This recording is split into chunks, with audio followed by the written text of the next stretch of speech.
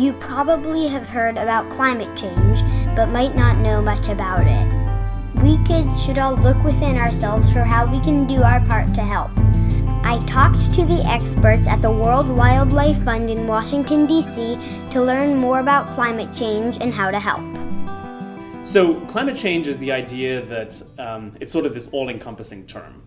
It's all driven by an increase in emissions of greenhouse gases, and that is leading to more warming. And because the Earth is warming, we then have, so obviously you have an increase in temperatures, but then you also start to see things like changes in rainfall patterns, changes in the timing of seasons. So climate change is kind of the term that encompasses all of that. It's not just global warming. Every day, there are more and more headlines about climate change. Flooding and forest fires are two of the biggest impacts we're seeing out there, and driven in large part, we think, by climate change. One of the big factors that leads to forest fires is drought. And so typically, what we've seen in the Amazon for the last couple of decades is when you have a really long period of drought, in the following few months, you really have an increase in the frequency of forest fires.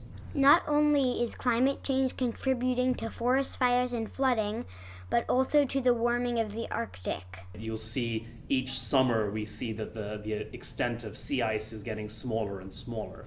The sea ice is retreating because the temperature is rising. The sea ice melts, revealing a darker ocean which keeps more heat in the atmosphere, increasing the temperature and melting more sea ice in a big feedback loop. The suggestions are that by 2040, there might not be any sea ice in the Arctic in the summer. Polar bears, which live around the Arctic, are especially impacted by climate change and need our help. I'm seeing more and more kids and the younger generation stepping up and taking action and calling for some sort of accountability from my generation, from older generations. And so I think if we weren't in a situation where things were so bad, kids wouldn't be stepping up as much. And so that is a really hopeful thing to see. Kids of all ages are joining annual climate marches around the world. So what are some other things that kids can do to help?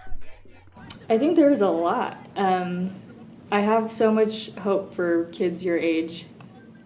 I think you have a lot of power in your voice. I think a lot of this generation has this ability to capture the attention of older generations in a way that maybe hasn't been seen in a really long time.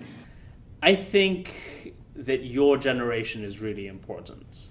Even in your own daily life, you can make a lot of changes, right? Just simple things like switching off the lights when you walk out of a room, saving water, reducing your consumption of things like plastics. All of these are really important steps that you can take. If you're at home and you see that your parents aren't recycling, you should call them out and say that no, that should go in the recycling bin.